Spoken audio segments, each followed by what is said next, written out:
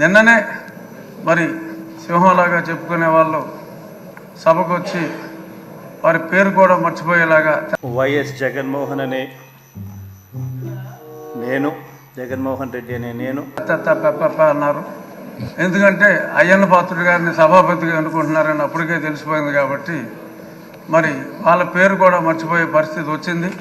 అంచేత వాళ్ళు ఎప్పట్లాగా అలాగే ఆ సీట్లన్నీ ఖాళీగా ఉంటాయేమో, మరి ప్రతిపక్ష పాత్ర పోషించాలి అంటే మరి పాలకపక్షంలోనే అందరికీ కూడా మీరు మాట్లాడే అవకాశం కేవలం పొగడ్తలకే పరిమితం కాకుండా, మంత్రులకే అవకాశం కాకుండా మాలాంటి శాసనసభ్యులందరికీ కూడా మీరు తప్పకుండా అవకాశం ఇవ్వాలి. సోదరుడు మనోహర్ గారు చెప్పినట్టు మాజీ స్పీకర్ గారు అందరికీ కూడా డిబేట్లో మాట్లాడి ఒక శాసనసభ్యుడికి శాసనసభలో గౌరవం